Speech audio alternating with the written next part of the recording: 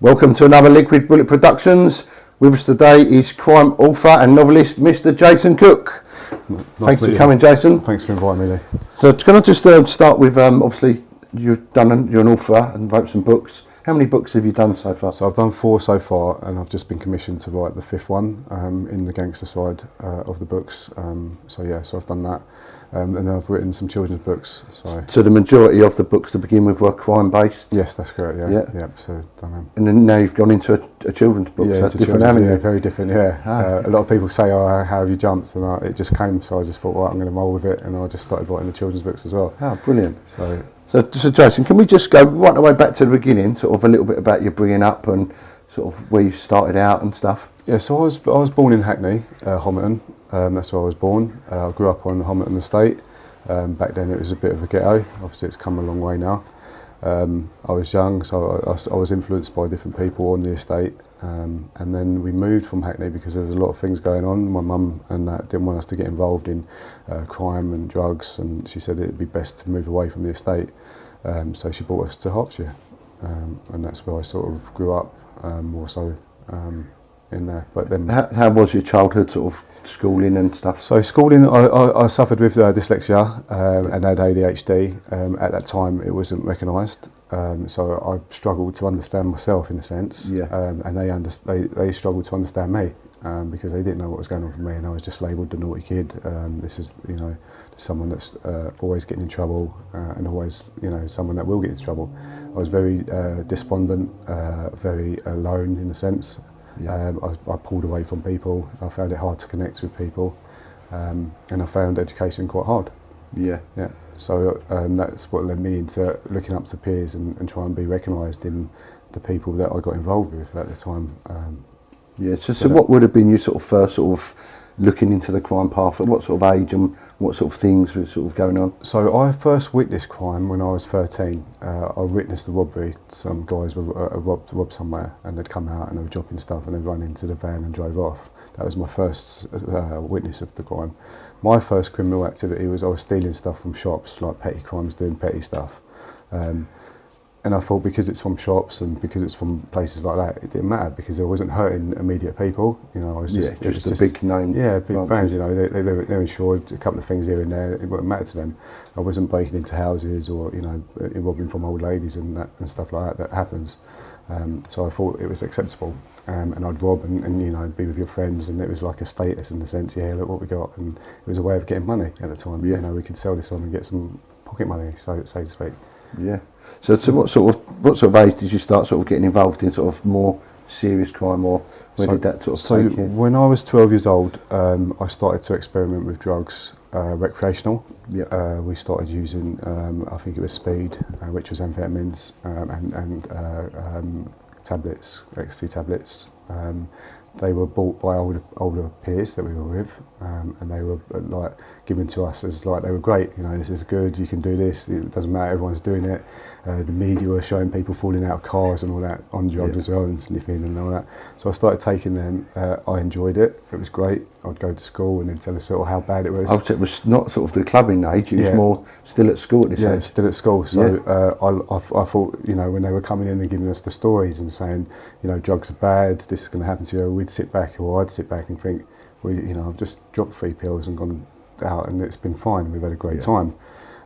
So what are they on about? And you don't realise until later on that the message that they are portraying is the message that you're going to get into addictive behaviours and addictive stuff, which leads into crime and other things. Did you find this an addiction kicked in, or was it just sort of taking it to weekends and stuff like that? Yeah, so I thought I could control it because I thought, weekend use, so I just use it at the weekends.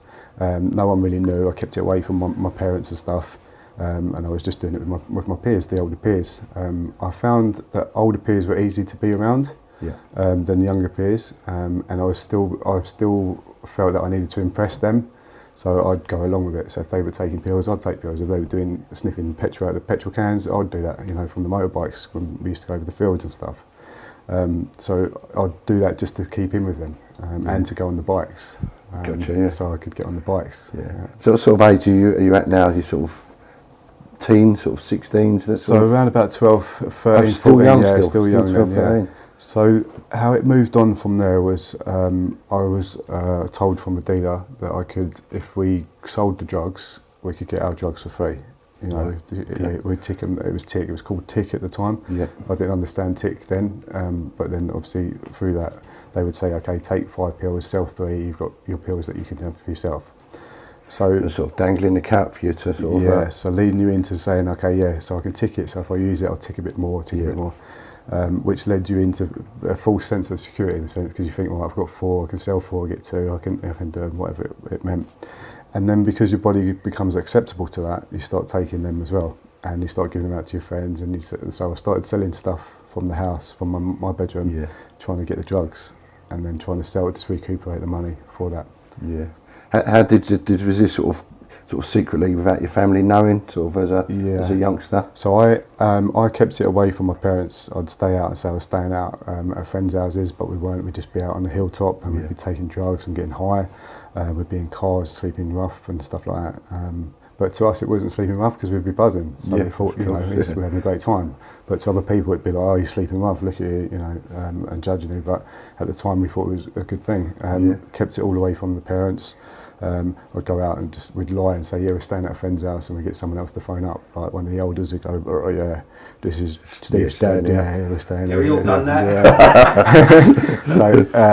So I kept it all away, and it wasn't until the first time when so the guys from Manchester had come down and threatened, knocked on the door and put a gun to my mum. When she realised that something was going on, that's when she realised. So what? Can I just ask what that was? What was that involved in? Why did they come with a gun? So we've jumped forward quickly, but we'll jump through. So what happened is I was put on a tick list for one of the fellas that I'd be working with, and on the tick list it was about probably about 750, 800 quid, yeah, and on there I'd ticked another lot off him and said that I'd pay him in the next 2 weeks, and he'd then gone out on holiday to Spain, so there was about 2,670 on the tick list, on this tick list. So what he'd done is he'd passed it on to his people to come and collect it. So the guys from Manchester come down, not kicked off the door, but knocked on the door, put the gun to my mum, told her to get in the kitchen, came upstairs, threatened me, said, "Where's the money?" I was like, I don't know, I don't know what you're on about. So, because when you see someone with a balaclava on and a gun held at you, you don't know what's going on. Yeah. And you freeze and you're scared. People say, yeah, you know, no matter how hard you are or anything like that, it's a different feeling. When you see someone with a belly on and holding a weapon, there's a different feeling. So I was just like, I don't know what you're on about. And then he said, look, you owe this money. He pulled out the tick list. And I was like, look, I don't owe the money. Phone the fellow up, I've paid it. He's like, well, according to this, we've been told we've got to collect the money. So I was like, okay. So he phoned the fellow out, and the fellow said, what the fuck are you doing at his house? He's paid me. So he come down and spoke to the other fellow that he was with, give my mum 50 quid and told her that they were sorry, came out the house and just shut the door. And that's when she was like, fucking bringing gangsters and fucking people to my house like that, and hit the roof. And then she knew something wasn't right. And I just said, oh, it's a misunderstanding. I tried to, you know, lie about it and try and get away from it all. And continued with the drugs at the scene, you know, taking drugs. So what age did that happen when they came So when they came through the door, I was about 17 then. Still young then? Yeah, still young, yeah. Your mum was probably worried sick of what you've got involved in at that she, sort of age. She was a nervous wreck. When I come down, she was shaking and everything. And I did feel bad, but you get lost and blinded by that sort of environment. You know, it's easy to get sucked into that lifestyle. Yeah. The glamour, you know, it's not always glamour. People, you know, you only see the little glamour parts. It's the bit behind that. You know, the suffering from addiction, people, you know, getting high, people coming to collect their money, you know. So it's the other parts of it. Yes. So going on from there, what sort of things led on sort of in your later teen years? Yeah, so just by chance, what happened is I was a friend with one of the friends, with the older girls, was going out with someone. They had been going around, not robbing specifically to rob for drugs. They were just robbing garages and things like that. And they'd stumbled on a garage and had loads of weed in there. And they'd taken all the weed, and they had bought new motors and everything like that. I think it was about 52 keys they found in there. So I was around the house and I found that weed wasn't my thing. But I was with one of my other peers who had said, like, you know, my uncles, they've come to my uncle's house and smashed the house up for the gear. Just by chance, I got brought in to meet a person that I considered that was well connected in that sort of environment and had, you know, unlimited amounts of stuff that we'd look up to and go, fucking hell, this geezer must be someone, you know. Yeah, so it's sort of, you're introduced to now the next level of sort of crime, of so this is up the ladder now. That's it. So it wasn't just street, like dealing to friends, this was more organised things that were happening. Yeah. So I was brought in, I told them who had stolen the stuff, because I felt my loyalty was to be, you know, to help the person that they'd nicked it from, because of the state they were in. And I said, look, I think I know who's nicked it, and my loyalty was with that person, because obviously it was my uncle's, my friend's uncle. And my loyalty wasn't with them, it was just that I knew the girl. They went then collected the weed, made contacts, and obviously it went from there. They then brought me in and said, look, if you need stuff, we've got it. You don't need to go anywhere else, we've got it. You can have what you want, when you want it, however you want it. Yeah. And that's when it started then coming into a new level. So did that now introduce you to new people and new avenues? Yeah, it sort of gave me the chance to be able to get drugs at the price that I could actually make money from, as well as take drugs. So instead of using the drugs to supply my own habit, it was I could make some money as well now. Yeah. And feed my own habit and feed the friends' habits. You know, it's like supply and demand. They wanted it. We went outside street corners going, come and buy these and I'll get it all that. You know, it wasn't how the media sometimes portray it. It was like people wanted it, we'd supply it, I'd supply it. So how did that find you? Obviously, now you're into this stage where you're making money from it. So obviously you see people the drug dealers, they start buying new cars, new this. Did this happen for you as well? Yeah, so what happened is, because I was using a lot, what that sort of gave me access to is I was able then to give dealers, smaller dealers, drugs in the town. because I had access to the amounts that I could, and the quality of the gear was a lot better. So it's easy just to go in there and say, look, this is what we've got. If you fancy it, we can give it to you at this price, and you can work from it. Some of the money was made. I was able to then buy cars. I was able to buy the things that my family couldn't afford or give to me.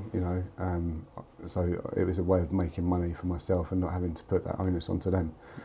Because it was a struggle for them. You wanted the name brands, you wanted all the name stuff, you wanted to look good, you wanted to feel good and connected, and they were like, we can't afford it, and then in the end you just think, do you know what, I'll get my own money. And that's how people lead into it, and that's how I thought, do you know what, I've got an opportunity, I'll go out there and get my own money. At that sort of stage now where you sort of earn your own money, being able to buy what you want to do you get lost in your sort of sense of, obviously, what sort of consequences that can hold you to? So like, obviously if you get caught, prison, or do you sort of get lost in you're earning good money, you can buy what you want? Does that sort of get put at the back of your mind? You get a sense of a buzz from the thrill, so the danger. You know there's a risk, but you think, okay, when how are they going to catch me? And you think you're smarter, because you always think you're smart, you think, they're never going to catch me. So you think you're smarter, you'll do different things, I'll put it here, I'll stash it there, I'll do this, I'll do that. But it's the draw of it, because you sit there and you think, well, I can earn £1,000 in a day. Why would I want to go out to work? Why would I want to do that? And you start to think, become naive in a sense. You become more, what do they call it? You don't care, and you become, the respect that we was getting, it made us more than what we were, if that makes sense. Invincible was the word. Yeah, that's the word, because you've got that feeling of people respect you because of what you do and what you did, but it's a false respect. Because it's not respecting you, it's respecting what you can get them. Of course. And when you end up in prison, that respect has gone from them people. So does that sort of so at this sort of stage you're working in? Are you working in like sort of gangs or teams as such, or are you still sort of working on alone as this? So I was working at when I first started selling and using, I would be selling with my peers. So the gangs not gangs as such. Like when we talk about gangs, we talk about different postcode areas or different people. We had our own people that you could say was a gang. The people that we surrounded ourselves with. And then other places had their people, and sometimes we'd come together and sometimes they'd be fighting and sometimes rivalry in selling on their patch. They'd be like, well, you can't come so you actually had rivalry with other sort of drug dealers in the same gang? What sort of violence would that lead to? So it would be threatening to shoot you, or getting stabbed or beaten up, or they'd come and rob you, or they'd find out where you are and steal stuff from you. Grass you up maybe, so that they could, they could. And they'd actually turn on you, even though they're doing the same thing. Crazy. So it's a sort of dog world in that sense. In that lower level, in the higher levels, sometimes as it goes higher, there sometimes happens like that. Can I just ask you, sort of jumping back into that, sort of saying, the other people might turn you or grass you up. That must leave you with sort of trust issues, mustn't it? Yeah. I was always distrusting of people, and especially with other people as well. You tend not to trust anyone, and you can't trust them, because if there's an opportunity, people like to take an opportunity. So I'd be paranoid. I'd have drugs in my pockets and money in my pockets, and I'd sleep with my hands in my pockets and things like that. I'd sleep with weapons under the bed. I'd go and sleep to people's houses and then leave and then go to another place. And the other thing, the paranoia of the police following you around, watching you, and you're always paranoid with that. So it has a psychological effect on you, because even though you think you're invincible, like we said, the police are watching you. They're waiting for their opportunity. There's opportunities from other drug dealers wanting to rob you. Where can you be safe? You've got to hide the drugs. You've got to make sure where the weapons are going to be. So really, you're not really safe from any area of your life. You've got your own gang people that could turn on you. You've got the police. Surprised you're not grey, Jason. It's getting there. It's getting there. So did any of these sort of crimes lead you sort of linked with the police, as in them coming to arrest you or trying to find you? So when I first got arrested, so what had happened is they had plotted up because naively I was selling from my mum's house. My mum didn't know about it. She just thought people would come in and go in. And they'd plotted up in someone in the neighbours' houses. Oh, really? Yeah, and they were watching and taking pictures and doing what they do. And it was causing more influence because people were coming and going. So, you know, and people coming and going, what's going on? People start wanting to know what's going on. Something's going on in the house. So they raided my mum's house, and that's when another thing, when she said, "Do you know what, that's enough's enough, you know, you got to get some help, you got to get yourself sorted, you got to get away from this." So I went to what age is this now, Jason? So I'm still 17. Around Still 17? Yeah, still 17 then. And I had scales, no, the old, not the Tanitas that are here nowadays, the old up and down things. Yeah, that's it. Yeah, the ones that you see like the Justice scales, them ones. And I had them, and I had a half ounce of cannabis, and they arrested me and gave me 6 months for that. Blimey. But when I went inside, I didn't learn the lesson from that, because I met other people in there, and they're like, "What you in here for?" And you start getting that talking, and you're like, "What you in here for?" "Oh, we're in here for drugs." "Oh, we know people like that. If you need it, we can get this and get that." And you know, you start learning from them. So you're actually putting you in a place where you're networking with other criminals to help you on your path of criminality, really. So I met people in there when I first went in that were able to get ecstasy tablets, and they were getting them at like 35p's, and we was paying 75p's.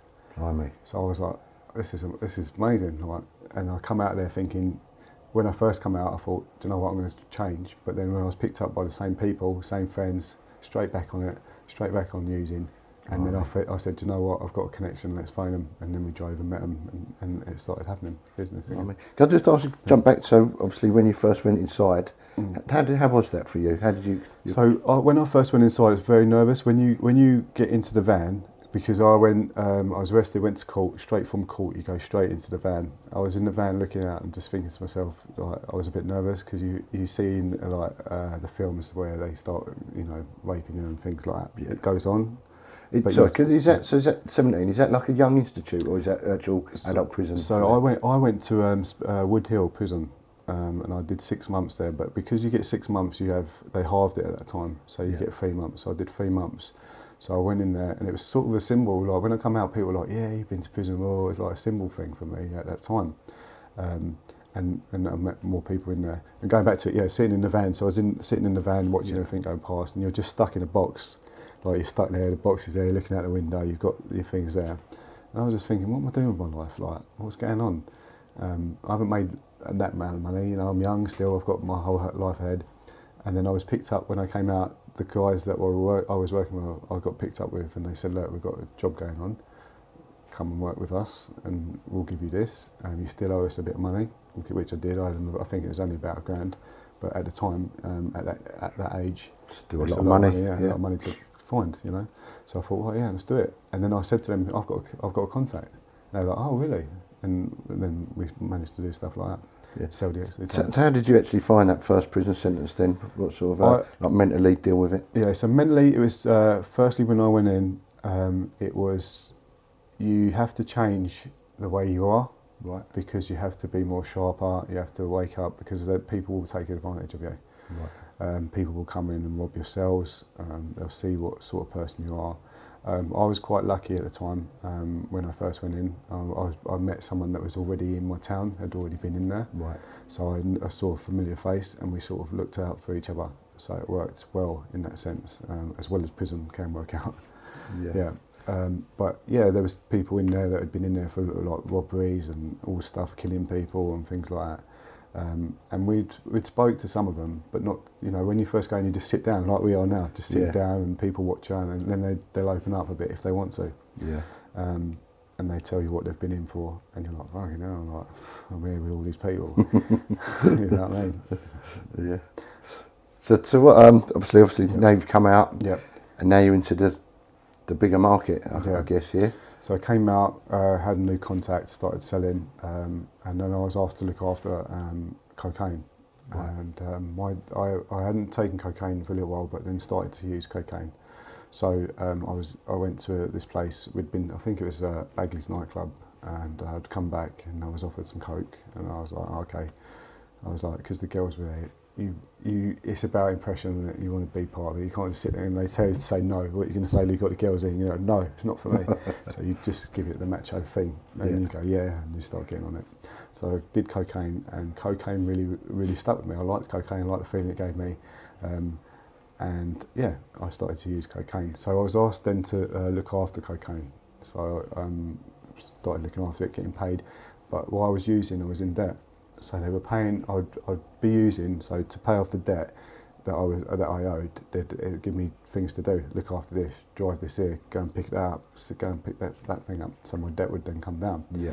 But the more you use, the more debt you start to get into. Of course, yeah. It's like a vicious circle. Yeah. So I was asked to look after it, and one particular time I was looking after, I think it was a 9-bar Coke in a tin, and I put it in a Quality Street tin, and I didn't know where to put it, and I was paranoid. I was like, where am I going to stick this? Like, where can I hide it?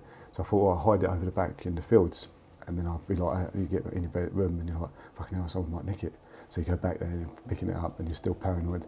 And I managed to just bury it, and what had happened is that it was by a stream, and the stream had overflowed and gone into it. And washed it, yeah. So I'd opened the tin up and it was just like oil floating on top of the water. And I was like, fuck. How much sort of value was that? So that was £7,500 for that. And at that age, £7,500, you know, to try and find that, it's a lot. So what do? You say, well, take me another lot and I'll work it off. And I started working it off, and I was then driving into different places, picking up stuff, picking up money, picking up some of the stuff I didn't even know what was in the bags. You know, it was just go and pick it up. And I would take like £200-300 off it, and you know there was a lot more than they were making from that at the time. So really, you're sort of in quite a vulnerable position now, aren't you? If you owe this sort of money. Yeah. So, where does that continue from there? Sort of. So that continued to. I started then selling to try and bring back more money. And then obviously we started then going into people, they were asking me to go and collect money with them. So it was, I'd drive to people's houses, they'd go in the house, rough the people up, come back out. And when so like a debt collector type of thing now? Yeah. But people would owe money and they would then send you out and I'd drive. And I'd get paid to drive them and I'd just sit outside and wait. They'd go in there, rough the people up, come out. I was asked once to come in with them and I put the belly on. You get this nervous sense of vulnerability yourself, and then you go in there and you change this persona who you are. Yeah. And you're just in there, it's all militant, you don't care, and you do it. And then I came back out and sat in the car, and there was a sense of remorse. But these people didn't have remorse. They were, you know, it's what they do. Yeah. These people that were at the time, they didn't care what they did. They were there to do it, and that's what they did. Yeah. Yeah, so where does that sort of open? Like, obviously, you're climbing the status now, aren't you? You're getting bigger and bigger, like a bigger sort of kingpin in that sort of side. Yeah. How did that sort of take you in mentally at that stage? So mentally, did you know what you was getting involved in here, or you're still not aware? I didn't know how far it led. Yeah. From selling onto the streets, just making your money, to people getting hurt is a different ball game. And other rivalry gangs as well, being threatened and stuff like that for money. When you see it in the movies, it's like, okay, yeah, it's like, oh wow. When you see it happening for real, it's a bit different. Yeah, it must be quite frightening, mustn't it, if you never know what you're sort of up against. That's it. It's the same as when you go to these houses to collect the debts. You don't know what they're capable of inside that door, do you? No. So when and another time when we drove, I had to deliver, I think it was a Kia Coke, and I drove down and to deliver it. And these people, right, they'd been buying it little bits at a time, an ounce here, a couple of ounces there, a couple of ounces there. They said, right, drive the key there, the fellas will come, they'll pick it up. So I got in the car, I was in Frogmore, which is just locally, and drove in the car park, drove down. I thought, well, I'm going to put the Kia Coke in, because if the police do come down, they're going to search the car. I'm just here in the car park. There's no, one lamp, and I'm sitting here on my own. They're going to come and see. So I thought the best thing is to put the Coke in the bush opposite. So the car light says, when I shine it on, I know where it is. Yeah. So I put it in there, got back in the car. And then the police did come in and said, what are you doing here? And I said, I'm just waiting for my friend. They're the only people that know we're here. They're coming from London, they're going to come here. So I drove out, and I was thinking, that was close. Like, about 20 minutes, half hour after them coming in, the guys come in, drove down. One guy I'd never seen before got in the back of the car, and one guy got in the front, the one that I known, and he's like, where's the gear? I said, where's the money? Or, where's the gear? And then the guy from the back then put the knife. So he slid round from there with the knife. He said, we want the gear. I said, I can't give you the gear unless you get the money. And then he sliced me. So this is where I got sliced. Oh yeah, see it, yeah. Yeah. What a big slice, isn't it? So what they said is... so they were trying to rob you at this stage? Yeah, they robbed me, yeah. So they're going through the car, went through the car and everything. But they said that if it had pierced me this way, it would have been in the vital organs, but because where the door was, it was like more of a slice in there. Yeah. So they couldn't get it right in. So they're going through all my pockets, going through everything, checking the car. Couldn't find anything. Jumped in the car and got off. I managed to get the car, the phone, and I phoned my mate and said, look, whoever he was, listen, I'm at Frogmore, come and get me. And that's it. Then I woke up at the hospital, and after they did all the stuff and that, they said to me, the doctor came in and he said, what happened? And I said, oh, I tripped at a barbecue and went through the window. He said, tell me what happened. I said, that's what happened. He said, in all my years of being a sufficient thing, he said, I know that's not going through the glass, someone stabbed you and you need to report it. I said, well, he said, so we're here now, tell me what happened. I said, well, what happened is I tripped at a barbecue, went through the glass. He said, okay, we'll leave it at that, signed things, and then left. So then it moved on from that, yeah. So you was protected in a sense because the respect of who you were working with, you had that respect, but there were still people that don't care about that in them circles. So really, you're sort of putting yourself in vulnerable positions. You're working for these other guys, but you don't know who you're meeting. No. You don't know anything about them. You don't know, and you know, if they're trying to rob you. Yeah. So if you hadn't put them drugs in that bush Yep. and they'd taken that, that would have been you responsible for that, all that money as well. Yeah. So it's a bit of a hard game to. Yeah. And if the police had caught me, I would have been linked with it. And also, I suppose, if they do rob you, the people you're working for, do they believe that, or do they think you've taken it yourself? Yeah. So it's quite a hard game to be working in, really, isn't it? Yeah. So did that incident put you off, or did you then carry on? Well, I was in debt and I was using drugs, so that you still had to carry on down that line. So I carried on and done it. Blimey. And I had to do things that I wasn't proud of, and I had to be someone that I wasn't. I had to be that person at the time, but now, when I step back and look at that, I think, it's madness, complete madness. I suppose you was caught up though, wasn't you? In a little, you couldn't afford to pay the debt back. You needed the money to pay the debt back. You needed the work, so it's a bit of a loop. Yeah, vicious circle. Yeah, exactly. Yeah. And and there was up times as well because you got the money. So sometimes you'd have money and you'd be counting it out on the bed and you'd be like, "There's theirs and there's yours." Yeah. And you'd be like, "Oh, right, okay." Yeah. But yeah, it was dangerous. So did you sort of feel that like you had to carry on with this life because of the sort of debt you was in? Or? Yeah. If I managed to get out of debt, I think I may have been okay. I got out. Sometimes I did get out of debt, but then it would just pull you back because you'd be like, okay, I'm gonna buy this, and it like when you're with your pals and all that, you're giving it all the bigger, and you're paying for everything. Oh, I'll get drinks on me, coke on tap, prostitutes, all that sort of stuff. That sort of glamorisation that you believe is the life that gangsters or people lead. Yeah. Can just jump in with a question there. So obviously you just mentioned about the gangster or gangster life. Yeah. Can you just describe to me in your own sort of words what is a gangster? Okay, so for me, my experience is it's not the gangster with all the gold and all that and stuff like that. For me, it's a person that is connected to an organisation that can pull strings, that has the money to do it and the connections to do it. Some of them have connections, top connections, whether it be police connections, whether it be customs office connections, whatever they've got. And it's a person that is able to do what they say they can do when they can say they can do it. Not the people on the street, like, I'm going to come and shoot you, or all that sort of bravado that they think what a gangster is, all the gold and walking about with all that sometimes. Yeah. So for me, it's a connected person that is able to pull strings in the background, got the respect, and can do what he says he can do when he can do it. Gotcha. So could we just jump back into your life and where we go on from there after the stabbing? Yeah. So after that, I robbed some paintings. I was in debt. I got myself still paying off the money, so I'm still in debt, 7,500. So I robbed some paintings from the shop. Me and my pals, we shot off just up here on the A1, flying up here, and the police car went whoom, pulled us over. And I thought, we're fucked. We're gonna get done for the paintings. So gets out, shines the torch in. Can you get out? Yeah, I can go out. So who's in the car? My pals. Where have you been? Just picked out one of my pals. Can I see what's in the boot? Lifted up the boot, shone the torch on the paintings, and my fucking heart's like boom, boom, boom. Like, fucking, they're gonna get nicked. He said, what are those? I said, oh, my dad's moving house. He's just asked me to look after the 4 paintings, and I'm going to drop him up to his new house. And then he got a call on the radio, and he goes, right, I'm off. Jumped in the mic, straight off again. And I got in the car, they were like, did you speak to El Bill? I said, yeah. He said, what did you say? I said, just told him that fucking the paintings were my dad's. They were like, fucking hell. I was like, yeah. Escape. And fucking, so then I took the paintings to, I thought, where am I going to put these paintings? Can't take them home because mum and that, they'll fucking know. Leave them in the car, someone might rob the car.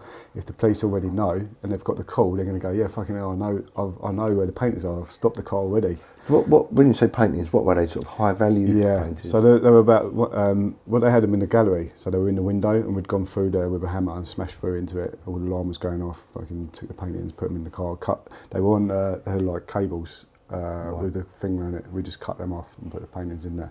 What sort of value are we looking at? So you're looking at about 7,500 to £3,000, so all that sort of Blimey. stuff. Yeah, I think one was 7,500, one was 3.5, the other one was 4,400, and there was a small one like that, no, like a really small one. Yeah. And I thought is, because you have moments of clarity as well with your addiction and what's going on in there. I thought if I can get the money to pay off my drug debt, I wouldn't be in that circle. I could come out of the circle. Step out of it. I could say, right, there's your money. Now let's see if I can get on top. I'm on top. Give me some more gear because obviously you're addicted to it. I can then sell the gear and become something. Make money for myself. Yeah, I can make money now. So I thought, right, rob the paintings, pay back the debt because they were putting pressure on it. Just pay me when you can. Pay me when you can, but we want the money. Yeah? Pay me when you can, pay me when you can, but we want the money. Yeah, so it was that sort of circle. So got the paintings, dropped the guys off. I said, don't worry, I know someone that's going to buy the paintings. Yeah, we already organised that. We'd give them to him, but the guy wasn't there. So I said, right, I know one place I can take them, and it was a DJ who was no names. I'd known him from the clubs, and we'd sniff gear together and partied and stuff. And he said, well, anytime you want to come and relax, he said, forget the drugs, leave the drugs alone, come to my house, relax, have dinner, just not on the drug tip. We just have a nice meeting, nice relaxation.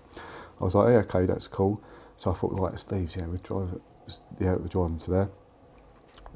Took the paintings to there, knocked on the door. He'd come to the door, fucking like a skeleton. Like, it was sad to see him like that. I said, Steve, you all right? He said, yeah. He said, do you want to come in? And I looked at him and I thought, this isn't the Steve I know. And I sat down and I said, what's happened? And I could see like the works on the table. They were obviously on the heroin. And I said, what's happened? He said, oh, fucking bad news. All the stuff, like when I'd been to the house, he had nice stuff, proper plush place, because obviously he'd get $2 or $3 grand for an hour or flying around doing his DJing.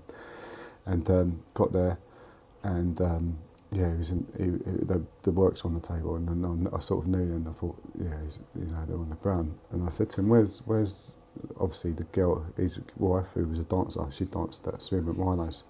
And I was like, where's the girl? And he's like, she's at work. And I was thinking, what, work at 3 in the morning? I said, oh, what's she doing the night shift? And he's like, yeah, she does the night shift. And he sort of coyed away from it. And I said, can I stay tonight? And I thought, if I leave the paintings in the house, they're going to go. They're going to sell it. They're going to sell it. They won't have it. So I just said, look, I need to get my head down. Can I get my head down for tonight? And that, because obviously I'd been on a gig as well, and not heroin, but sniffing. Yeah. And he said, yeah. He said, go upstairs, the room. So I went up there and it's just like a mattress. Like before it was a bed, now it's just a mattress and the sheet. And I was just thinking, fucking hell, what's happened to these people? Do you know what I mean? And it's weird because you judge them differently to yourself, even though you're on drugs. Yeah. So you're all on drugs, but you judge it differently. You're like, well, he's hooked on drugs, I'm hooked on drugs, but you judge that as something different, but it's still the same thing, yeah? But anyway, so I just thought, what was happening to them, man? And then I realised, when he said she was not at night shift, I realised what she's bossing. She must have been going out bossing, doing prostitution to pay back the stuff. But before I'd gone upstairs, I said, Steve, what's happened? Like, what's happened to you, mate?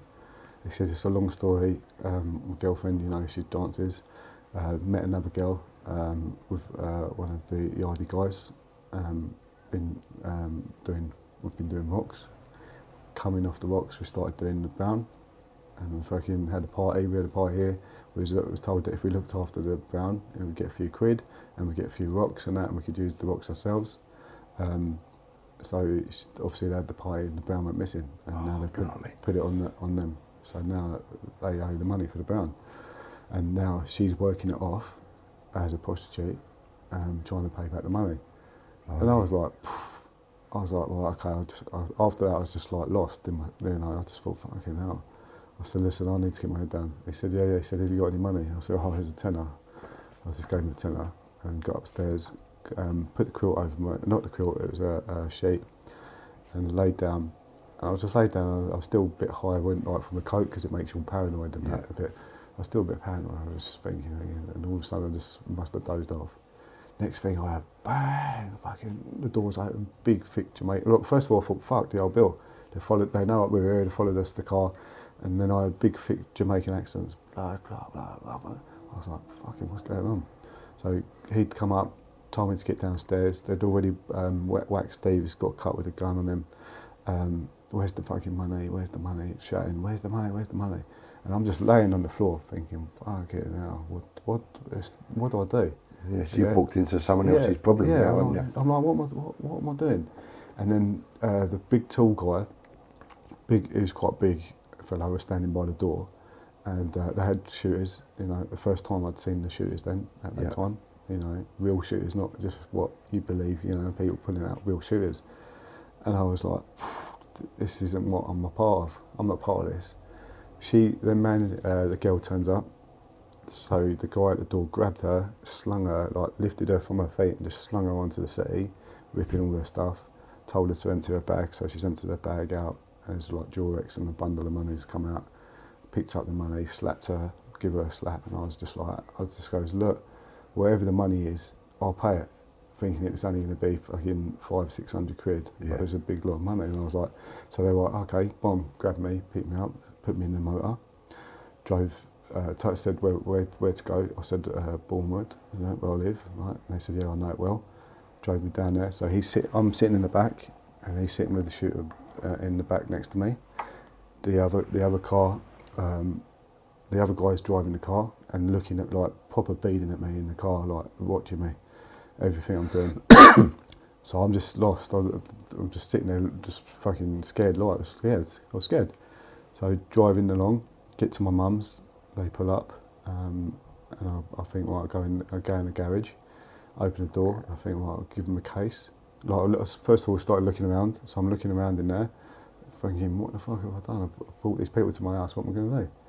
So So you didn't have the money to pay? No. So Calling a bluff. So I thought, well, I'll grab a case. I'll give them the case. They'll think the money's in there. They'll drive off. I'll phone the old Bill and say, look, there's a disturbance outside the house. Police will come. They'll fuck off. He goes to me, get in the car. I goes, what? He goes, get in the car. So I'm getting in the car, I've got the case on my lap, sitting there driving, and they drive me, and we end up driving to Hackney, go into Hackney. When we pulled into the car park, there was a hoodie guy downstairs with a radio. The radio's up to the other guy that was on the other side, like walkie-talkie. Goes up to the next side with another guy with a walkie-talkie to the door. And the door is like a crack house, right? So you open the door, there's like a metal gate there, and then the gate, and they were selling crack like through the gate. Blimey. So I brought me in there. There's some girls in there, obviously prostitutes, and I've been working. Takes me into the thing where the main guy is, and says he's got the money. It's in the case, and that moment when, do you know that like sort of moment when everything just stops? And you just think, what the fuck is going on? What's going to happen now? And he goes, oh yeah, there was a gun on the table, had the gun just blatantly sitting on the table, like as if it's normal, like a cup of tea thing. And my gun's on the table, you know, bits on there. I remember him putting down the joint, puts down the joint, gets all happy, goes to the case, says, what's the numbers? I said, I don't know no numbers. And he was a bit puzzled, clicked it, and it opens. All that's in there is like pens, a calculator, a pad, I think some paper clips, and he just fucking lost the plot. Grabs the fucking gun, pulls the fucking thing off, jumps over the table and pushes the gun straight into my mouth, pushing me onto the floor. So I'm just like, fuck, like that. I felt the pain of that. And then all the shouting, one of the girls comes in, pushes him away, the gun goes off. I've pissed my pants. The gun's gone off, and when the gun goes off in the house, it's like big fucking in your ears, and everyone feels that when it's gone off. And I was just like, fucking hell. And they then said that you haven't got the money, you have to pay the money. And I was like, how much is it? And it was 15 grand. 15 grand? Yeah, so I was like, how am I going to do this? They said, you will do it. They said, we know where you live. If you don't do this, we're going to come and kill all your family. He said, I'll come and kill them. He said, I'll just jump on the plane and you'll never see me again, and nor will the old bill. He said, I'll just come in there and shoot them all. And I was like, all right, okay, what do you want me to do? He said, right, come and see us again, we'll meet you. And I went and met him, and he said, right, what we want you to do is go to Jamaica, or go to a place, yeah, and you're going to bring back something for us. And I was like... So now you're basically taking on your friend's debt. You've been put in that position. Yeah, and more money. So I'm just like, so now I've got to pay this back. So they're saying to me, you're going to go out to Jamaica, or wherever the place was, yeah, and you're going to bring back some stuff. I was like, right, okay. So I was like, I said, that's what I said. I said, I can't do that. He said, if you don't do it, he said, we're going to kill your family. He said, you've seen who I am. He said, they've seen, you know, I know who they are, we will kill them. I'll get on the plane, he said, and they kept saying it. He said, I'll come and kill them, I'll get on the plane and I'll just disappear and no one will find me.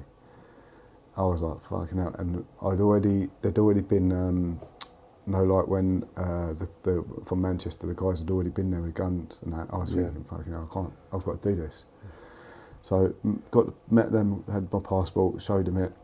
4 days later, they said, right, we're going to pick you up, you're going to go out there.